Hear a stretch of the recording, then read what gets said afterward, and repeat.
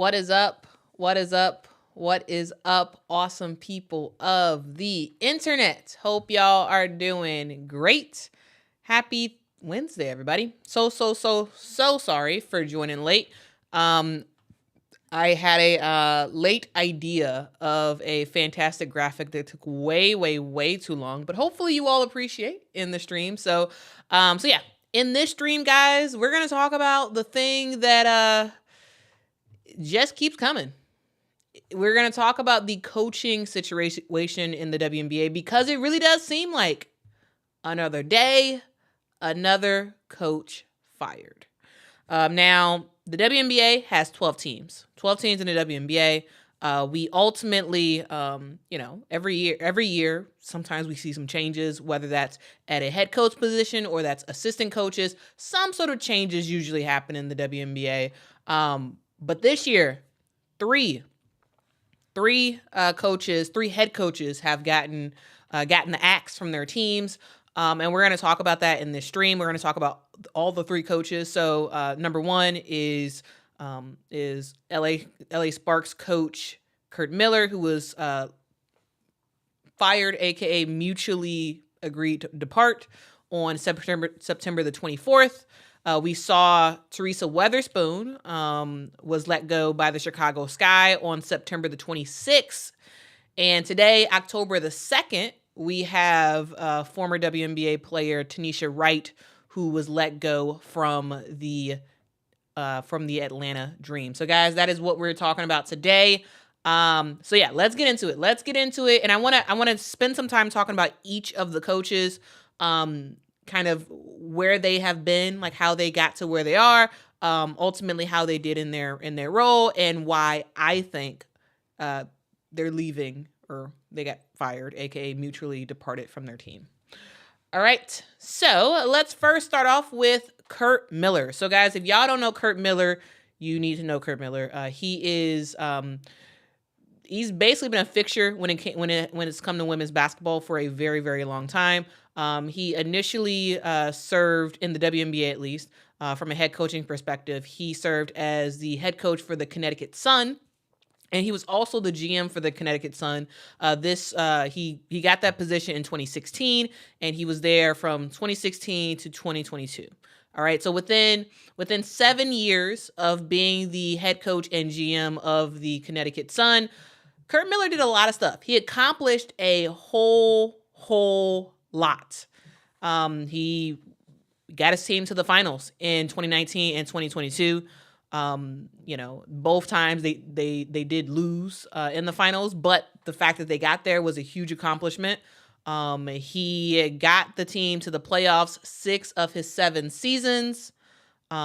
Ultimately, he finished his tenure with the Connecticut Sun with a record of 140 wins and 86 losses, which is a great record, a really great record for a WNBA coach.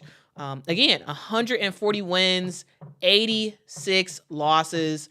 He was also the WNBA Coach of the Year.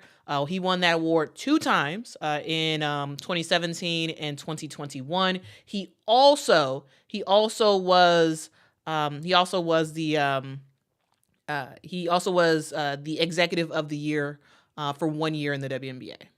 All right, so that's kind of Curt Miller. That's his background. He is a coach that specializes really in continuing to develop players who already have experience in the WNBA. When we look at this Connecticut Sun team, a lot of the players on this Connecticut Sun roster is just about the same players that was on the team when Curt Miller was the head coach.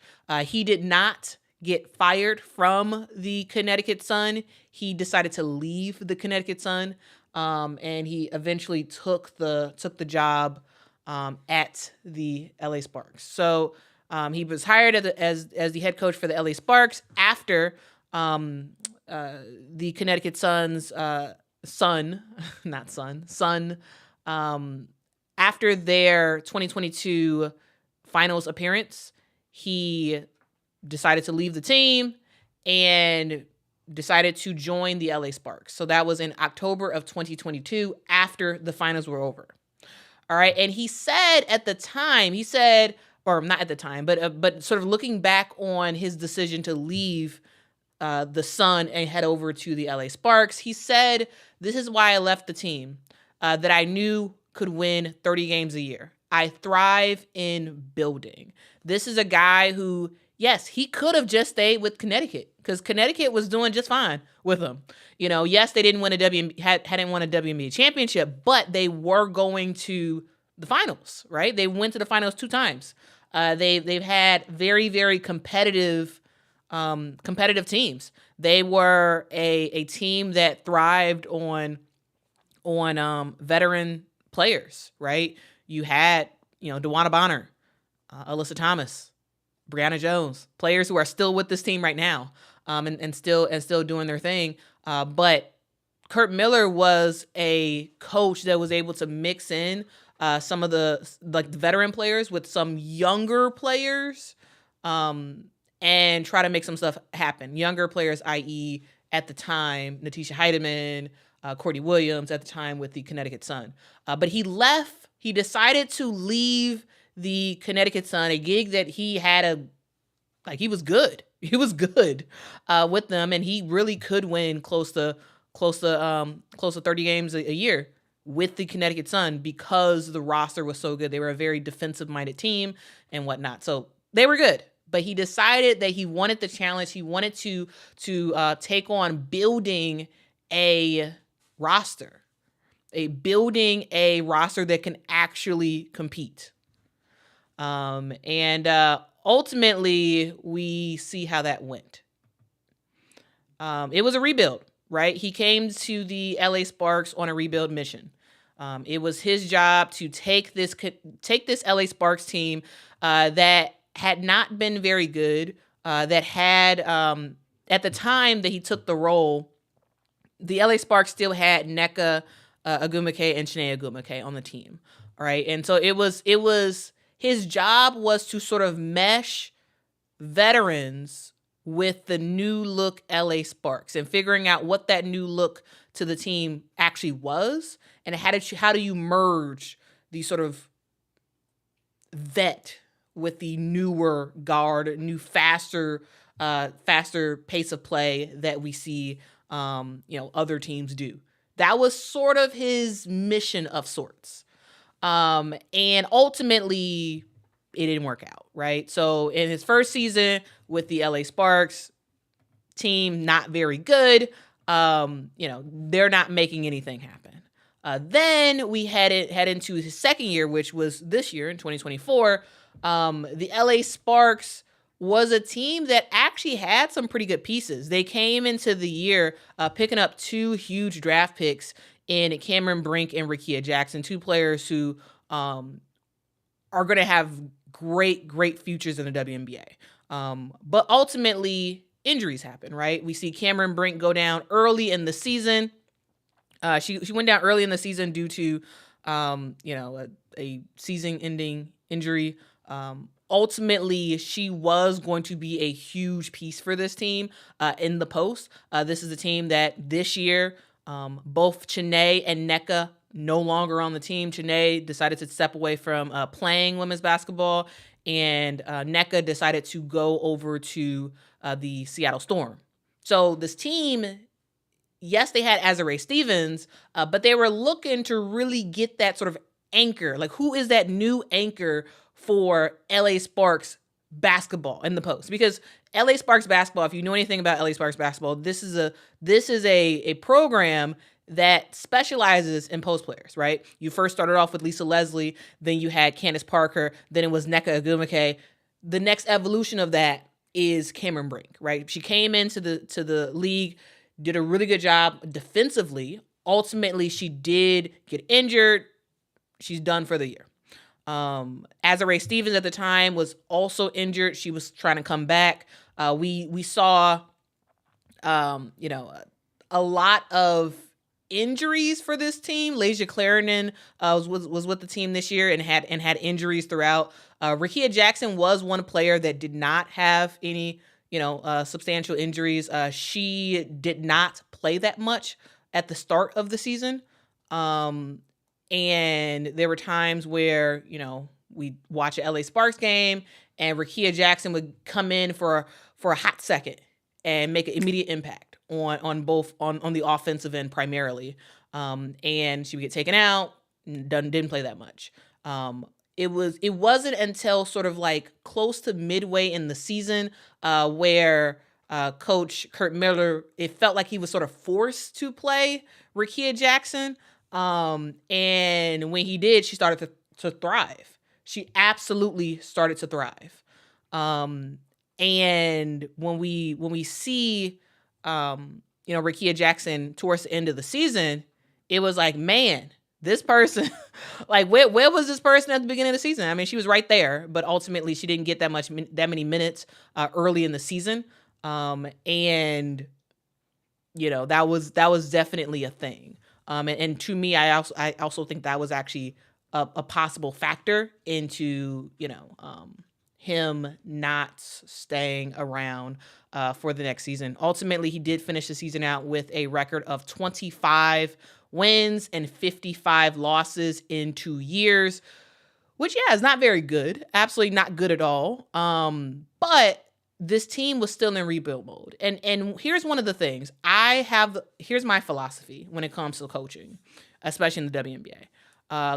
New coaches in the WNBA, when they go to a new team, I am of the belief that they need 3 years to actually tell for sure if they're going to work with that team or not. Curt Miller had 2 years. While I understand the reasoning for parting ways with Curt Miller, I also do think that there probably should have been a third year had, because it felt like towards the end of the season, he was able to play his rotations better. We were able to see, he did a better job at playing players who can actually make an impact. Yes, ultimately the LA Sparks didn't actually make any noise this season, but I thought they looked better.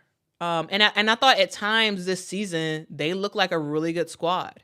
Now injuries was a huge factor, right? And his inability early on to sort of see potential, and particularly Rickea Jackson, but I would say other young players as well, to actually give them minutes, and not just sort of have them ride the bench.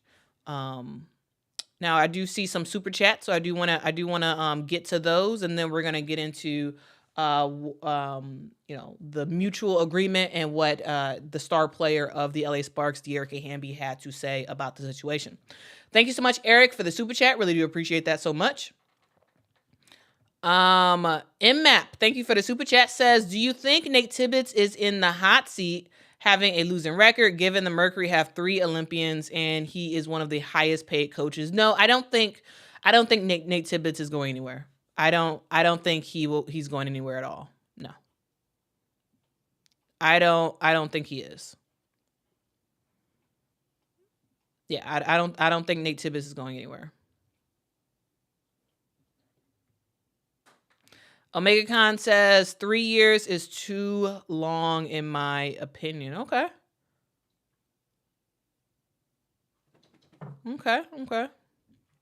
Fair enough. Everybody got their own opinion. All right. So let's get into the mutual agreement. So on September the 24th, the LA Sparks put out a press release saying that they have agreed to mutually part ways with Curt Miller. It says the LA Sparks announced today that they have mutually agreed to part ways with head coach Curt Miller. The Sparks will begin their search for a new head coach immediately. On behalf of our ownership group and franchise, I would like to thank Curt Miller for his passion and commitment to the Sparks organization these past 2 years. Governor and managing partner Eric Holloman said, we wish him well going forward. So this was the start of all the dominoes. Curt Miller out of the door at the LA Sparks. And this actually caught a good amount of people by surprise. this definitely caught me by surprise. Yes, Curt Miller had a terrible record with the LA Sparks, but he is a proven good coach. He is a coach that has been able to take his team to the finals 2 times. He was able to get the Connecticut Sun to the playoffs 6 out of 7 years. He has had a lot of success in the past in the WNBA. Now, what he did with the Connecticut Sun is not the same as what he did with the LA Sparks, of course, but they're 2 very different teams. And also, this year, the team did not have, they didn't really have like the veteran anchors that that the Connecticut Sun had when he found success there. And so, yes, I do think he made a lot of missteps in terms of personnel on the court, right? Who was on the court, how many minutes they got early on in the season. I thought that was definitely an issue. But I felt like towards the end of the season, he really started to realize the talent that he had in Rickea Jackson and how he could leverage Rickea and De'Erica and Azare for future success. Now, I am not of the mind that, just because you had two seasons of losses, that you should just get rid of the coach and find a new one. That's not something that I really think about, right? Because to me, it's about what are you trying to build, and I still had a thought in the back of my mind that he's still trying to figure it out. He's still trying to figure out the talent level that he has and like the mental space that his players are in. And I was thinking like, okay, this next season, he's really going to make a leap because the LA Sparks will likely have a top 4 pick. Well, they will have a top 4 pick. Likely they're going to be number 1 or number 2. And so I was like, okay, well, if the LA Sparks pick up a player like a Paige Beckers, it makes sense to have a coach like a Curt Miller, right? It makes sense to have a coach that has been coaching in the WNBA for a long time that knows how to work out a bunch of schemes and knows how to find success. While he hadn't found it yet for the LA Sparks, I am of the mind that he really should have gotten another year to really see what this team could actually do healthy and with another piece primarily at that point guard level. Now, here's the thing though, just because that a coach is a good coach does not mean that it doesn't mean that the ownership groups are willing to wait. That's an issue that we see in the WNBA. We're going to get to it with the Teresa Weatherspoon thing, where ownership, they bring in someone and they want to win now, even though they may say rebuild or something like that. They want to win now, and unfortunately for some WNBA coaches, it's not really about building something. It's not about building something over time as much. It's about, okay, we need you to pick up the pace. We need you to be successful. We need you to make the playoffs because we're getting a lot of pressure, right? We want to make sure to continue to sell lots of tickets, right? We want to continue to ensure that investors and all this other stuff, that stuff is going up. The only way that stuff really goes up is if we win. So we need you to win now, that type of thing, or at least see visible improvement year over year. And that is something that we did not see for the LA Sparks. And ultimately that is why we saw Curt Miller get the axe. Omega Khan says, Quita, all good points. I just think WNBA owners are going to be less patient going forward now that the WNBA has become hot all of a sudden. I do agree with that. I completely agree with that. Yeah. I completely Completely agree with that. Yeah, I do think that patience, is not something that all owners want to do, and I understand that. I really do. I really do understand that.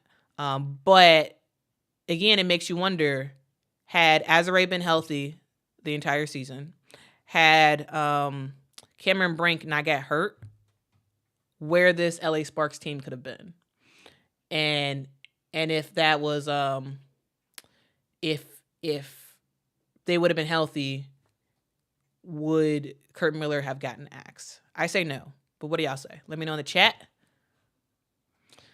And here's what Dearica Hamby had to say. Dearica Hamby was the best player for the LA Sparks this year. She was the only All-Star for the LA Sparks.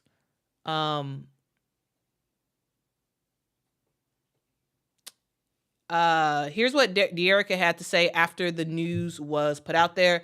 Says, a little lost for words. Honestly, this is hard for me as a big part of my transition, success, and support to LA has been Curt. I hope there is grace in the process for a proven, amazing coach.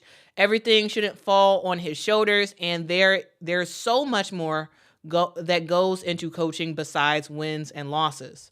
That's a lot that a lot of you don't see, but you speak on.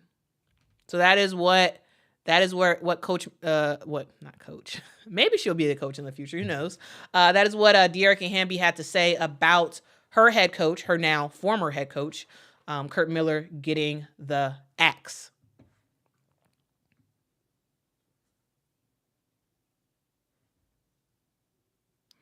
Bob says, I agree with you, Quita. Brink could have made a significant difference. She ended up second in blocks and played, a third of the season? Yeah, she was absolutely fantastic. Lindy says, Hamby got the sportsmanship award. Yeah, she did. She did get the sportsmanship award. Yep. Liddy says, so was it a mutual departure or was he fired? They're saying a mutual departure, but that basically means he was fired. Yeah. All right. So I do want to get into a specific quote that Curt Miller put out there.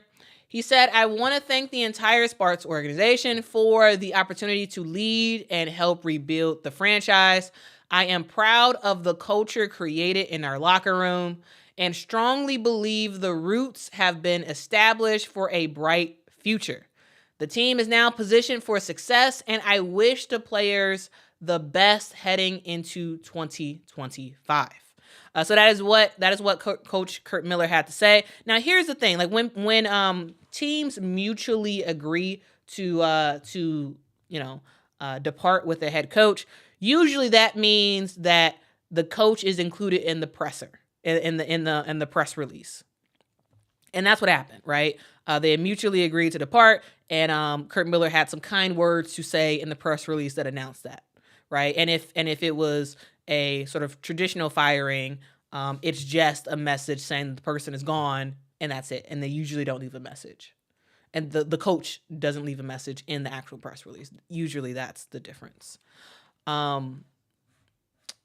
Now, here's the thing, guys. I know that some of you all are sort of newer to the WNBA. Some of y'all are newer, and maybe some of y'all who are not newer, maybe y'all haven't been paying as close of attention. And so what I want to do a fun exercise where we go through the long list of LA Sparks coaches. Now, here's the thing. The LA Sparks have had the most coaches in WNBA history, basically. We have seen so many different coaches take the helm for this team. And I thought it would be fun for me to take the time to make a list of every single head coach that has been the coach for the LA Sparks. Now, guys, this isn't even the whole list. This isn't even a whole list. This is the first eight coaches. This is the first 8 coaches that have been the coach for the LA Sparks. Now we gonna go through this list because this is a very, very, very interesting list, right? All right. So we first start off the LA Sparks is a inaugural team, right? So they start off playing in 1997. In 1997, in the inaugural season, we have Linda Sharp as the head coach for the LA Sparks. Now we just gonna go down the line because there was a lot of coaches, right? There was a lot of coaches for the LA Sparks. A thing to know about Linda Sharp is that she is a Hall of Famer. She was inducted into the Women's Basketball Hall of Fame in 2021. She's a player who was a baller, right? She's a point guard. She played for Cal State Fullerton. You know, did a coaching gig for a little bit. She was the head coach for the inaugural year for the LA Sparks. She ultimately did go over to the Phoenix Mercury, first as an assistant coach and I believe as a head coach as well. So that's Linda Sharp. All right. And then after Linda Sharp, we go into Julie Rosaru, and I'm sorry, I'm actually really, really bad at pronunciation. So we had Julie, who was the head coach for about a half a season, or a season and a half of sorts. Then we saw Orlando Woodridge take the helm for the LA Sparks. We then move over to Michael Cooper, who has been the most successful head coach for the LA Sparks. He did win the Sparks a championship, and so that's a huge thing. We saw Carlene Thompson and Ryan Weissenberg. They were both sort of was two co-head coaches for the LA Sparks in 2004. We saw Kobe Bryant's dad, Joe Bryant, take the helm a couple of times for the LA Sparks from 2005 to 2007, and then he came back to be the head coach for the Sparks in 2011 through 2012. We saw Jennifer Gillum, who's a pretty important mainstay when it comes to women's basketball. She was the head coach from 2009 to 2011. And we saw Carol Ross take on the role from 2012 to 2014. Now, guys, if y'all are like, oh, that's the list. Nah, that's not the list. The list is not over. The list is not over at all. We continue on, guys. We continue on. We see Penny Toller, who also did spend some time as the GM for the LA Sparks. Penny Toller was officially the head coach for the LA Sparks in 2014.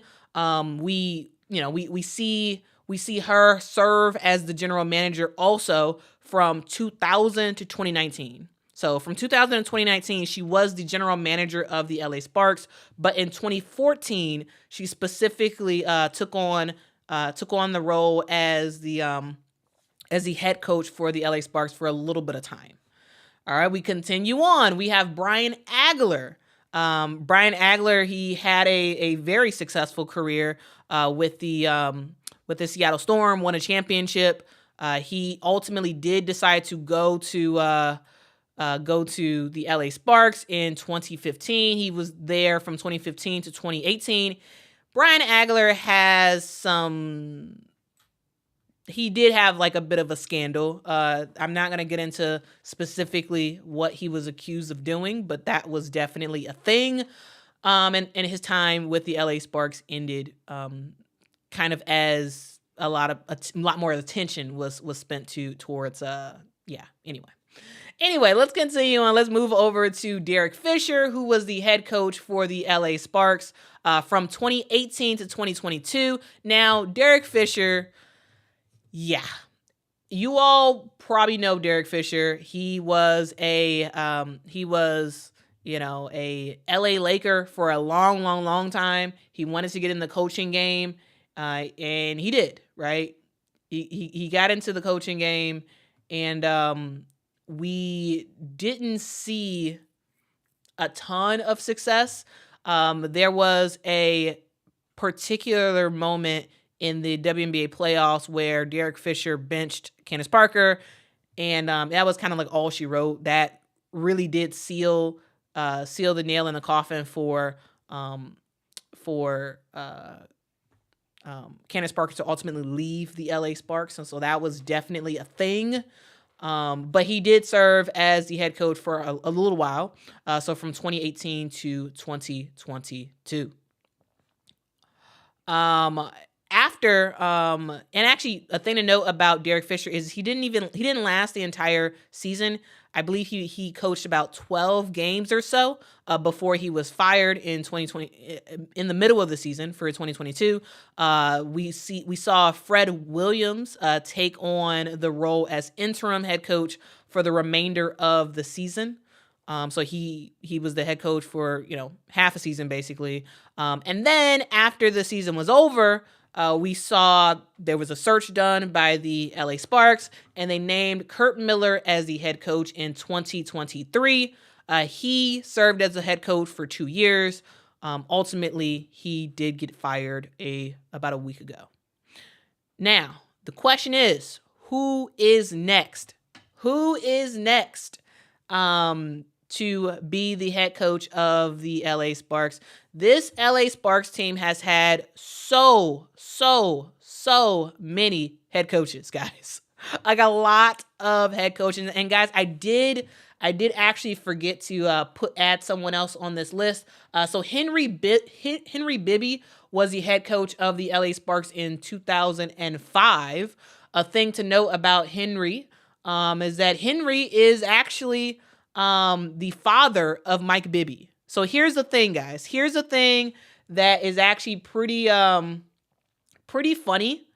Here's the thing that is actually pretty funny about the LA Sparks. So this LA Sparks team, they have a thing about getting players' dads to be the head coach. We saw in the Sparks history, we saw Joe Bryant, Kobe Bryant's dad, serve as the head coach for a couple of years. Again, he was the head coach from a part of 2005, 2007, and 2011 to 2012. And then we saw Henry Bibby. Again, Henry Bibby is Mike Bibby's dad. If y'all don't know Mike Bibby, y'all don't know the NBA basketball. I was a big fan of Mike Bibby back in the day. I really did like Mike Bibby. But anyway, Mike Bibby, or I'm sorry, not Mike Bibby, Henry Bibby, Mike Bibby's father, was the head coach of the LA Sparks for a smidget of time in 2005. So that is something to note. There is something about dads and their ability to get a job as the head coach of the LA Sparks. So guys, if y'all did not know this, now you know. It took me a while to make that sort of like collage of photos. Yeah, did you know that the LA Sparks had this many coaches? Again, let's go through the list real quick. Let's go through the list. Linda Sharp, Julie Rosu, Orlando Woodridge, Michael Cooper, Carlene Thompson and Ryan Weisenberg, Joe Bryant, Jennifer Gillum, Carol Ross, Henry Bibby. Let's keep going. Penny Toller, Brian Agler, Derek Fisher, Fred Williams, and Curt Miller. My question is, who is next? Who is next to be the head coach of the LA Sparks? Who's going to do it? Who is going to take on that role? Now, guys, again, I am working on a overall coaching history of every team in the WNBA. I've started with the LA Sparks. That's why I have this long list of the LA Sparks head coaches. But guys, eventually I'm going to have a list with photos and everything of every former coach in the WNBA. So guys, I'm just saying, who's next? Let me know who y'all think is next. Dion says Shaq. You think Shaq is going to be the head coach of the LA Sparks? That'll be interesting. Shaq is way too busy making money. He is way too busy making money to do that. I don't think he takes that on. I really don't. I don't think he takes that on. But anyway, guys, let me know what y'all thought about me including that as a section. Was it worth the you know, I don't know, like 30 minutes it took to actually make that make those slides? Was it worth it? Let me know. And also, do y'all find this stuff interesting? Do y'all find it interesting to hear how many coaches were a part of the LA Sparks legacy? It's kind of crazy. It's kind of crazy to think about. It really is kind of crazy to think about. But you know, that's kind of where we are. That's kind of where we are. All right, looks like I got a super chat. Let me read that real quick. Triple X, thank you so much for the super chat. Says, will Angel have Caitlin on her podcast? Hashtag off topic. Not sure. I'm sure she'd be happy to have her on there. It's, you know, I don't know if that would actually happen. But that'd be cool. I mean, personally, as a women's basketball fan, I think it'd be awesome. I think it would be really, really great if Caitlin joined Angel on her podcast. But at the same time, I don't know.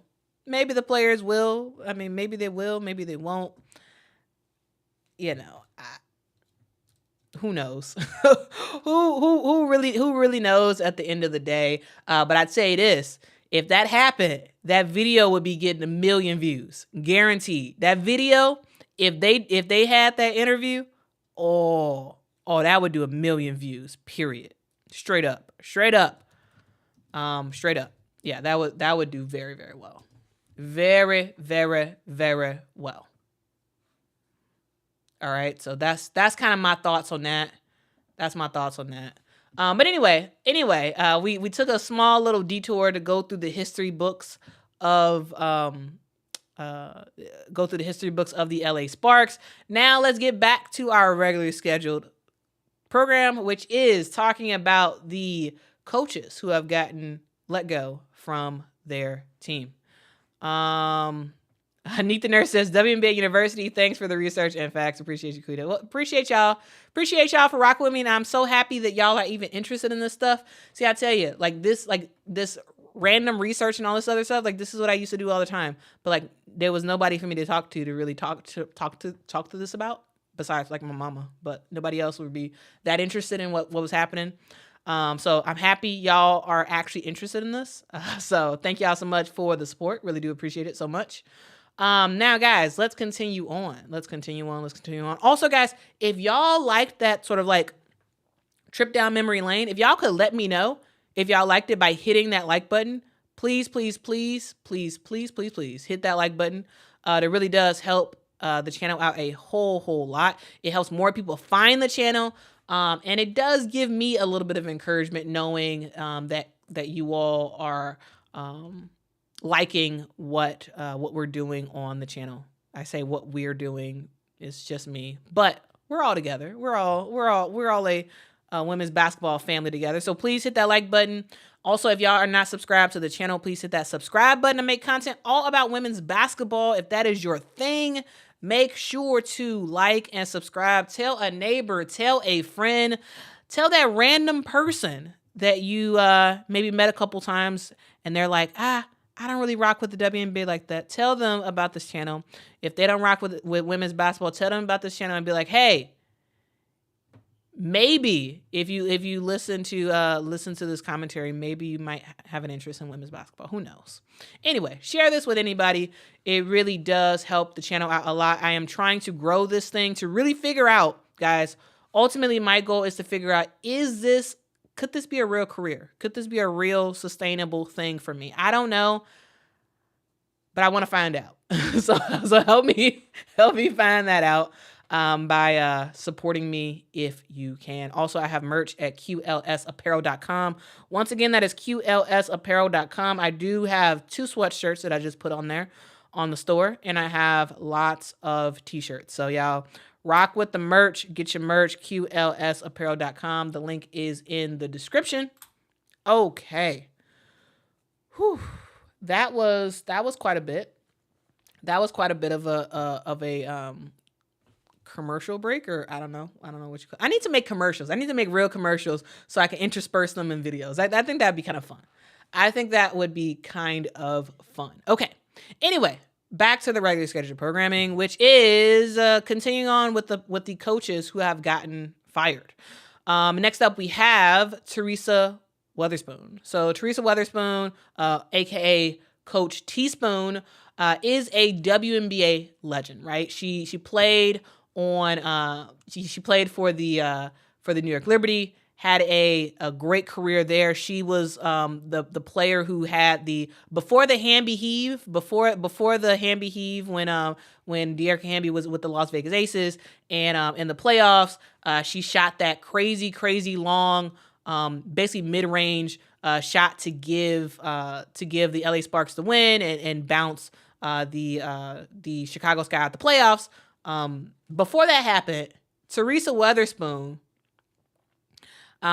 hit a crazy long dagger for the New York Liberty. And ever since then, she really has been, and even before that, really, she really was royalty when it came to the New York Liberty. We ultimately did see her actually yesterday, I believe, she was actually at the game at the New York Liberty versus Las Vegas Aces game, and it looked like she had a standing ovation. Fans in and around New York, they all love Teaspoon.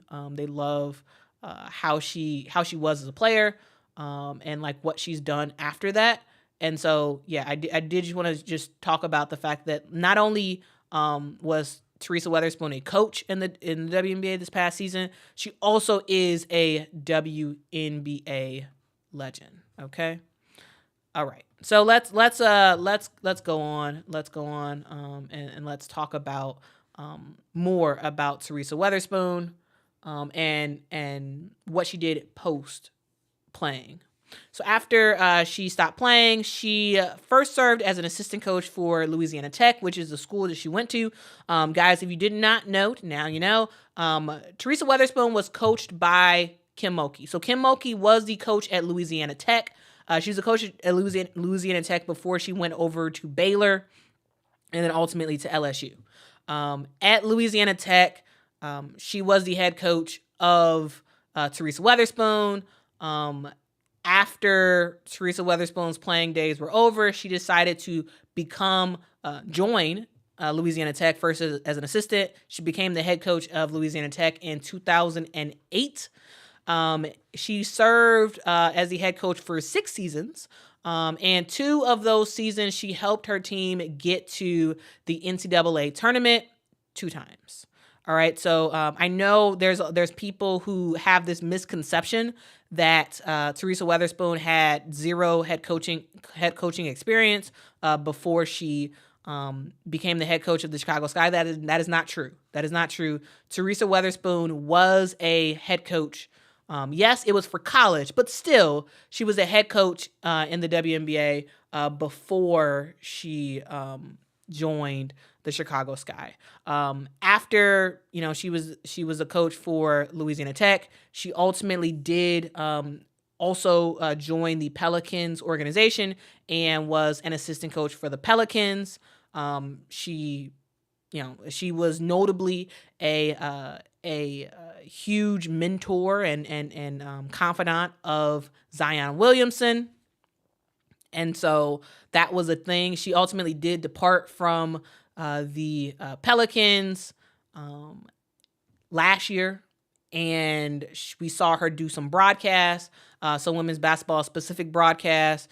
And then the announcement was made that Teresa Weatherspoon would join the Chicago Sky as their newest head coach. There was a whole press conference about it. We saw the Sky ownership group sort of gush over Teresa Weatherspoon and talk about how they loved having the idea of having a legend coach their team, and how this was a start of a brand new day for the Chicago Sky, and yada, yada, yada, yada, yada. Nadia Rollins was the sort of spokesperson that sort of talked in that press conference. I did play clips of that press conference Um, oh, thank you. Great clarification. Yeah. Kim was an assistant coach for LA Tech. Yeah. Or Louisiana Tech. Thank you. That's good clarification. Good clarification, Michael. Thank you. And then she did decide to go to Baylor.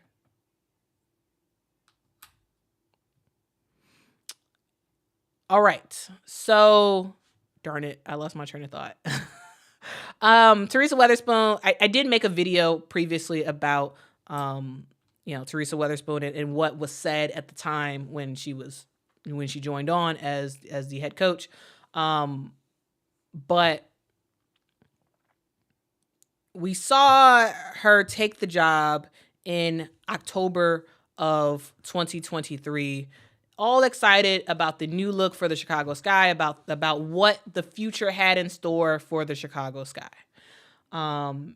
And we saw a year of it, and then it was over. For the Chicago Sky this season, they had a record of 13-27, not a very good record at all. However, this was their first year, and so that is absolutely a thing, right? As a new head coach, you have a lot of learning to do, especially as a coach who has never been a head coach in the WNBA. Yes, was a head coach in college, but that's not the same thing as being a head coach in the WNBA. So that is a thing for sure that we have to sort of keep in mind. The Chicago Sky did endure quite a few injuries. There were only 2 games this entire season that everybody was actually healthy for the Chicago Sky. We don't know what the season would have held if Elizabeth Williams wouldn't have got injured early on in the season, if Camila Cardoso wouldn't have started the season out with a shoulder injury and the injury did not come back. Right? At the end of the season, right? Who knows what the season would have looked like if Kennedy Carter didn't go down with the COVID-related illness, right? Who knows what would have happened if Angel Reese wouldn't have broken her wrist, right? There's so much that's left unknown about the way this season ended for the Chicago Sky, that if health was there, would things have been different? That is something that we just don't know. But ultimately, the Chicago Sky didn't like the fact that the Sky organization did not like the fact that the team did not make the playoffs, and they made the decision to let go Teresa Weatherspoon. It was posted on social media last week by Nadia Rollinson saying, after careful consideration, we have decided that it is in the best interest of the organization to part ways with head coach Teresa Weatherspoon. We are deeply appreciative of Coach Teaspoon's contributions to the Chicago Sky and the energy and passion she brought to the head coaching role. We thank her for inspiring a competitive, resilient spirit across the team, synonymous with Chicago Sky basketball. We remain steadfastly committed to being a playoff and championship contender every year, and we will be embarking on a thorough search for our next head coach. Teaspoon will always be a part of the Skytown family, and we wish her the very best. So that is, that's what was said, right? I feel like I've talked the specific Teresa Weatherspoon stuff to death, so I'm not gonna go that much further into the Teresa Weatherspoon stuff. Angel Reese, upset about it. She doesn't like it. Kennedy Carter, also upset about it. She doesn't like it. And we will see ultimately what both of those players do in the future. For Kennedy Carter, she is a restricted free agent. So the Sky, could get her back, or could try to match whatever offer she gets. Or she could just sit out if she wants to. And for Angel Reese, she is a rookie, or now she's not a rookie anymore. She just finished up her rookie year, so she does have 3 more years with the Chicago Sky. She can force a trade if she really wants to. Will she do it? I'm not sure about that. But she clearly was very, very disappointed. Definitely, this was not a mutual separation at all. This was not a mutual separation. Whereas for the Curt Miller situation, that was a mutual agreement. And in the press release, Curt Miller had something to say in it. He had a quote in it. For this, it was not. This was not a mutual agreement. This was they were saying it's in the best interest of the Sky to have Teresa Weatherspoon leave. Now this is a thing where the Chicago Sky has gone through a lot of stuff this year, right?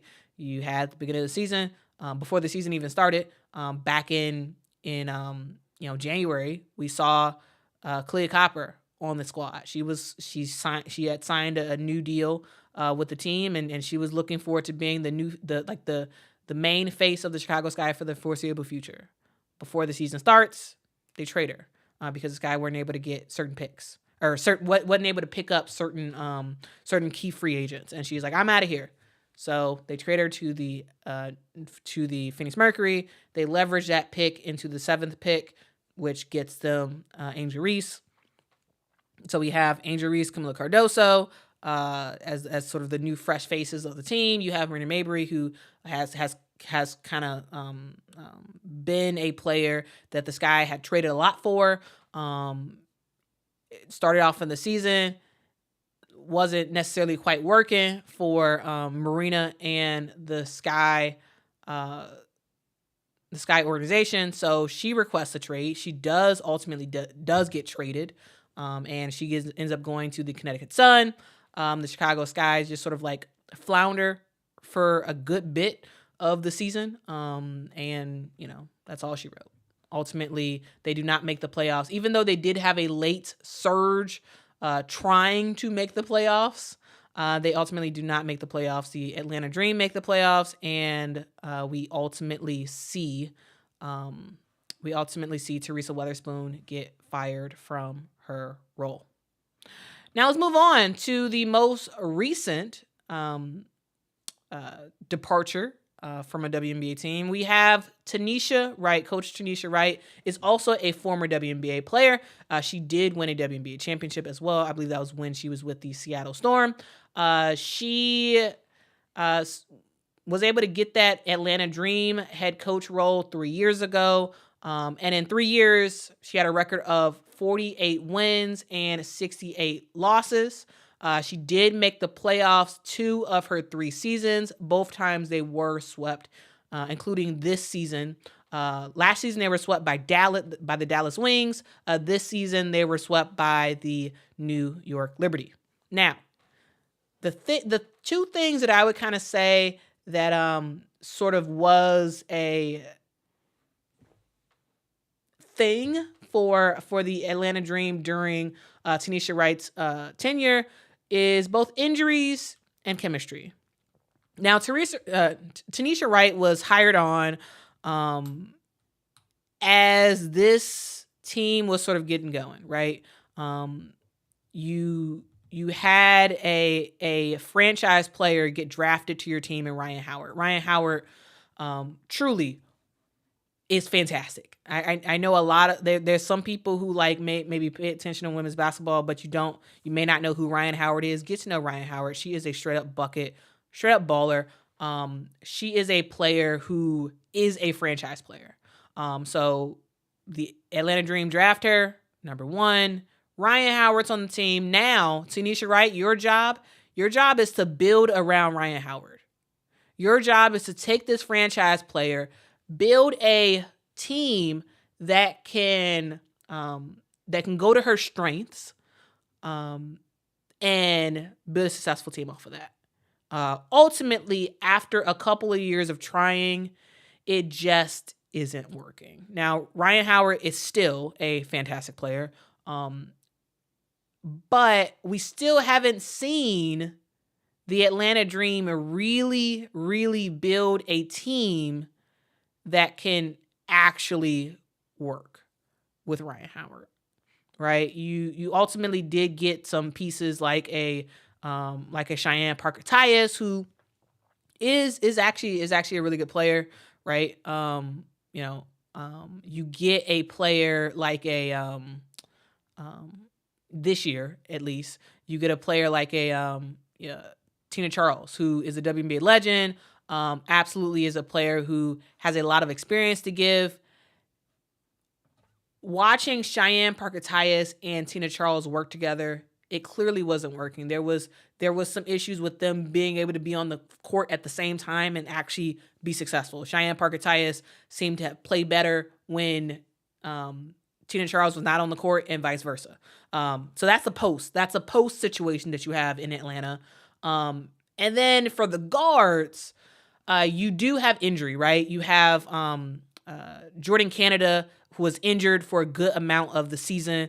She is a player who is also a straight up baller. The team did get a whole lot better, and they ultimately do make it into the playoffs, in my opinion, because Jordan Canada did get healthy. But there was some issues with like personnel on the court and like positions that players are playing. The thing that I've been railing on for last year and this year is the fact that we saw players sort of, in my opinion, play out of position.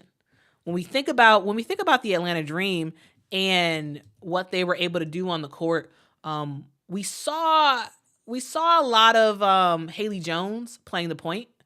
We saw basically almost all of last year. She played the point. For a good amount of this year, she played the point. And it never worked. It never really worked. Yes, Haley Jones in college, she did sort of do that like sort of point forward type of deal. But she's not a point guard. Tanisha Wright, it felt like she was trying to make her a point guard, and it just didn't look right. It was not successful at all. And for some reason they still kept doing it. They kept having Haley Jones play the point. And I just didn't understand. I didn't understand last year. I didn't understand it for the first half of the season. It was helpful when we ultimately saw Jordan Canada get back healthy, right? So then we didn't have to see Haley Jones sort of play that point. Haley Jones is a good player, but I felt like the way that the Atlanta Dream was using her, it was not successful at all. It was not working out. And for some reason, it felt like that was being forced. And I think that's one of the things where, like, having the right players on the court at the right time. The idea that, you had pretty good talent, well, pretty decent talent on the team, right? You had a Letitia Amy here who barely ever played. You had a Nas Hillman who I think shows a lot of promise. You also have an Alicia Gray who has a lot of talent, but to me, it hasn't totally been fully harnessed because the team hasn't been built in a way that really goes to her strengths. Now, if I am the Atlanta Dream, my two core players is Ryan Howard and Alicia Gray. Everybody else, whatever. This is a team that really should be building around those two players. And they've had a decent amount of time. Tanisha Wright has had a decent amount of time. She had 3 years. Ultimately, she did not find the success that she needed to find, and ultimately she did part. The Atlanta Dream ended up parting ways with her. Now, here's the thing, guys. Now, while I have a giant issue with the Chicago Sky doing what they did in firing Teresa Weatherspoon in less than a year of being hired, while I have a little bit of a quibble, way less of a quibble with the LA Sparks parting ways with Curt Miller after just 2 years, I really don't have an issue with the Atlanta Dream parting ways with Tanisha Wright. I don't have an issue at all with this, because the Atlanta Dream gave Tanisha Wright 3 years. Yes, there were injuries. That was a huge factor for those 3 years, right? So you can play the what if game, what if XYZ was healthy and blah, blah, blah, blah, blah. But ultimately, she did have 3 years to work out a system. And I am of the belief, as I said earlier, that new coaches on new teams, or coaches that go to a new team, they need at least 3 years for them to show you what they can do. And if they don't show you what they can do after that, then you can, say, hey, well, as we tried, and we're going to move on to the next person. So personally, I don't have an issue at all with the LA Sparks, or not with the LA Sparks, with the Atlanta Dream parting ways with Tanisha Wright. I thought they gave her a chance, a good chance, with some good talent on your team, and no success was found. No true success. Yes, the Atlanta Dream did get to the playoffs 2 times. So yes, you can absolutely count that as success. But they were swept both times.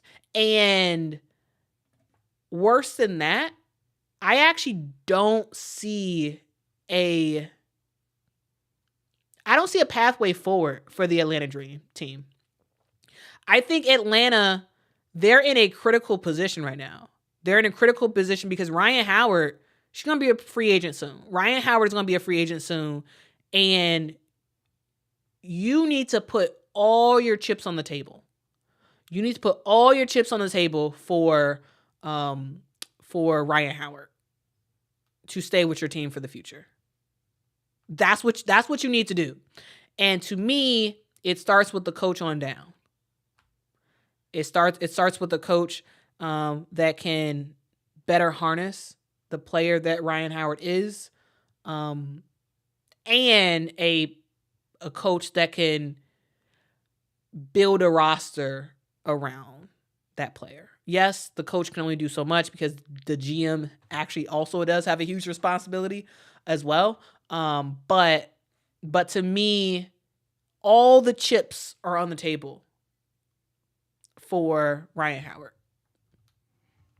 And now is the time to make that move. Get a new head coach, and see if you can convince her to stay in the future. So that's sort of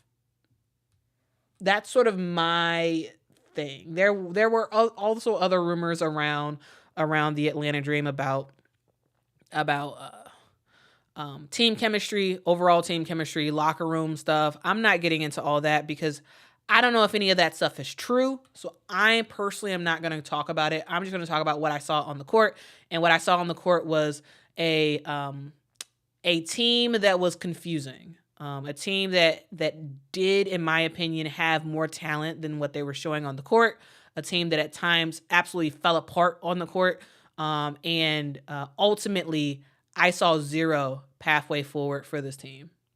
Zero. Yes, they did make the playoffs 2 out of Tanisha Wright's 3 years. And yes, that is a huge accomplishment. However, there was no pathway forward. We ultimately do see, well, at least I see that this is a Ryan Howard led team in the future, and you need to put all your chips on the table to find success with her now. And that means bringing in another coach to see ultimately what that new coach is able to do. A thing to note, guys, is that Ryan Howard is she is going to be a restricted free agent in 2026. So that's something to note. They did pick up her 4th-year rookie option for next year. So next year she's signed. She's with the team next year in 2025. In 2026, she is going to be a restricted free agent. And so that's what you're planning for. You're planning to this year to hire a new head coach for 2025 that will really start to build something. So that way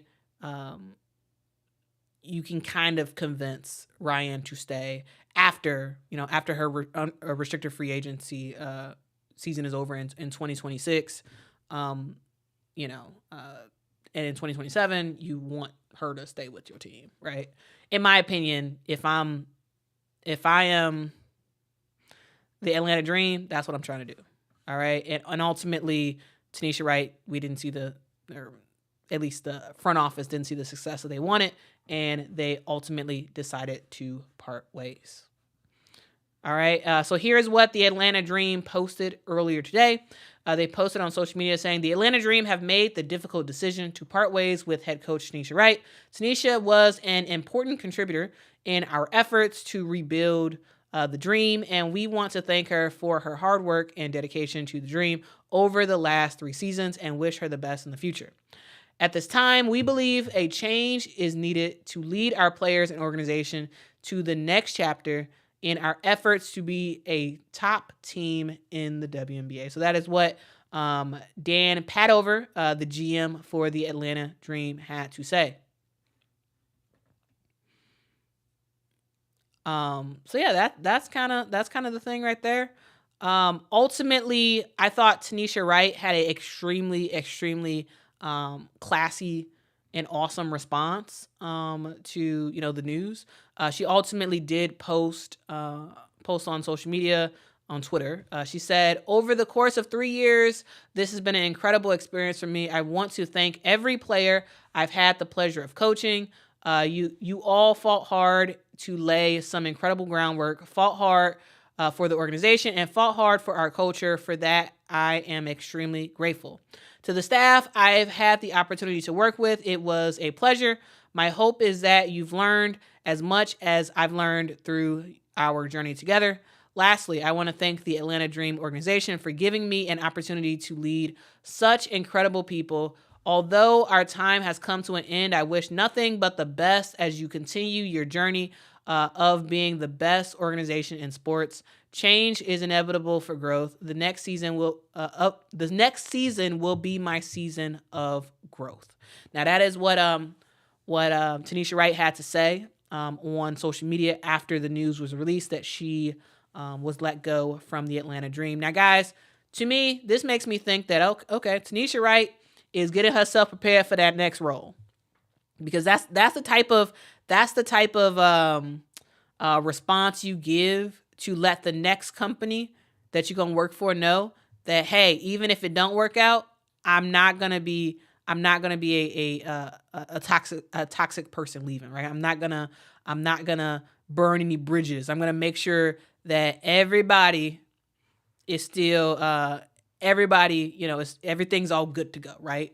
That the people feel good about the situation, even though you leave in a team. So I'm sure she's not happy about it, but I thought that her response was good, and it makes me think that she probably already has feelers out for what her next thing is going to be.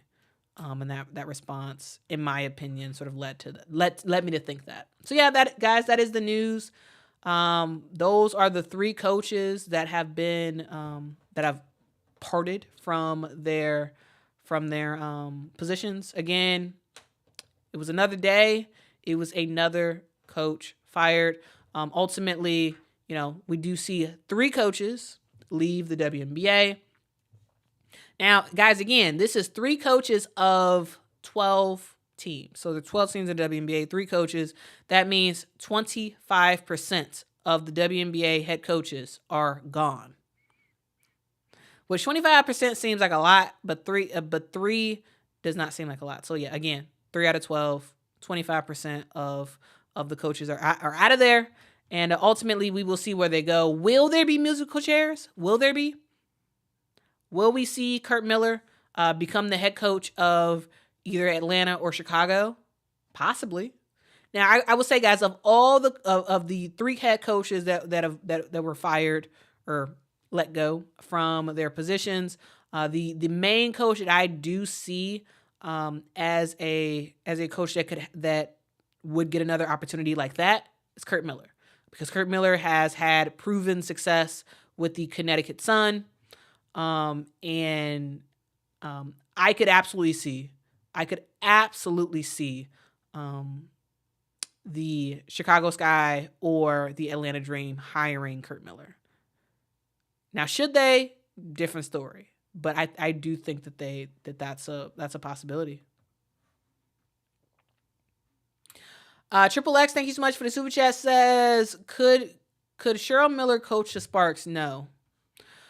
Cheryl Miller's not a coach anymore. She was briefly, I believe, a coach, but not a coach anymore. You all saw it at the All-Star game. She was like, I don't know what I'm doing, but I'm having fun.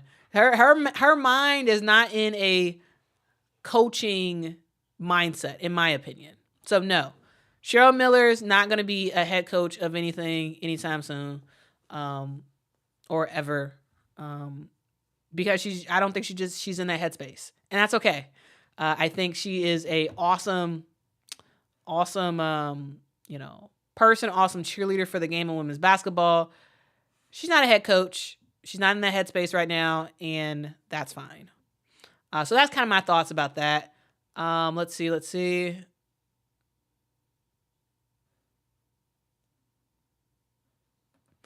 Gamble says, spoon to my Sparks. If the LA Sparks got rid of Curt Miller, a very proven head coach with a lot of success in the WNBA, I don't believe they pick up Teresa Weatherspoon. I don't see that. I don't see that at all. Because if Teresa Weatherspoon, I do think when it all comes down to it, will be a really good coach. I definitely think that. I believe that when she was the head coach of the Chicago Sky. I still believe that now. I do believe she's going to have future success. However, I don't see her going to the LA Sparks. Now, Teresa Weatherspoon, to me, should go to a team that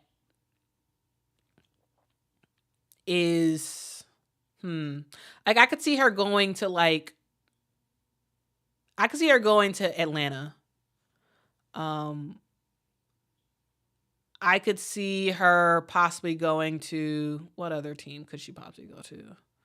I could see her becoming an assistant coach for the New York Liberty. I could see her being the head coach of the Atlanta Dream. That I feel like that, or an assistant coach somewhere else. I feel like that's the only path as of right now. I don't see her being the head coach for the LA Sparks. Mainly because there is so much, so many bright lights in LA, and there's already very, very high expectations of what this team is going to be able to do with a possible Paige Beckers on the squad for next year. So I don't see them make a gamble on a new coach like a Teresa Weatherspoon, even though I do believe at the end of the day, she will be a very successful coach in the W.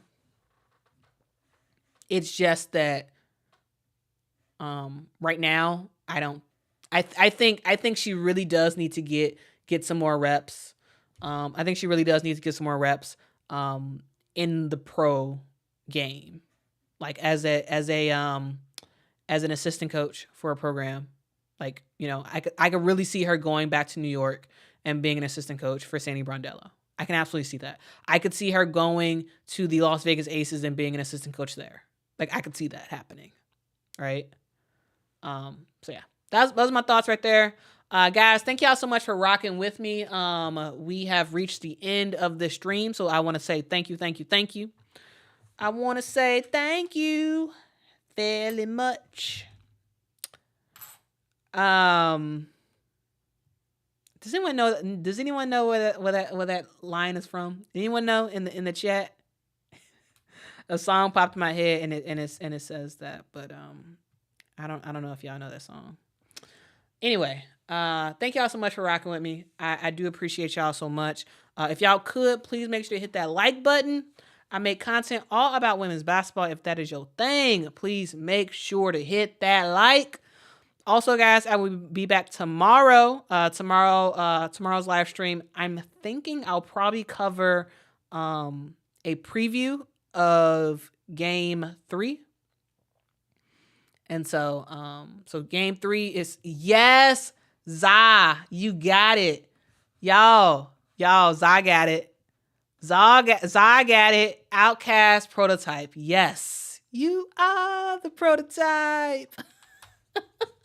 Guys, I for some reason it popped in my head because that's what Andre 3000 says in the song. I want to say thank you fairly much for picking me up and bringing me back to this world. I can't sing. Y'all can tell that I can't sing. But anyway, uh anyway. Hit that like button for me one time. Nick the Nerd says, thank you by Forrest Frank. That thank you, it says, I just want to say thank you. I just want to say thank you. Everything you brought me through. Okay, anyway. Y'all better rock with some Forrest Frank. I'm just saying, y'all. Christian rap all day, every day. I am just saying. Neek says, totally went with the Christian rap with that song. I mean, that's my vibe. That's my current vibe. I know all old stuff, old regular hip hop and whatnot. I got you. But newer stuff, it's all Christian rap. All right, it's all Christian rap. Y'all better listen to some Forrest Frank, y'all. Listen to some Forrest Frank. That dude's awesome. Anyway, thank y'all for rocking with me. I always, at the end of streams, I always start to ramble, and I just don't know what I'm saying. But anyway, let's see what else I got to say. Dominique says, who's your favorite Christian rapper? It's hard to say one. I really like AI the Anomaly. I think she's awesome. I think I really like AI the Anomaly. A lot of people don't know who she is. I also like Wande. Wande just changed her name to Anike. Wande changed her name to Anike. She's dope. I was a huge Social Club Misfits fan back in the day. They're still putting out bangers, but like old, like, Social Club Misfits from like, I would say 2 years ago, 2, 3, 4 years ago. That was like peak Social Club right there. Hovey's great. Lecrae he's basically the GOAT. Lecrae is basically the GOAT, doing his thing. Basically, anybody on Reach Records is like Reach Records. That's the label right there. Andy Mineo, who just got Andy Mineo just got independent. So I do rock with Andy Mineo. He's awesome. And Indie Tribe. Anybody on Indie Tribe? No Big Deal. Actually, if I had to say my number one favorite artist right at this exact moment, maybe No Big Deal. Because that dude know how to make. He knows how to make. He knows how to make some songs. I'm just saying. Rockstar.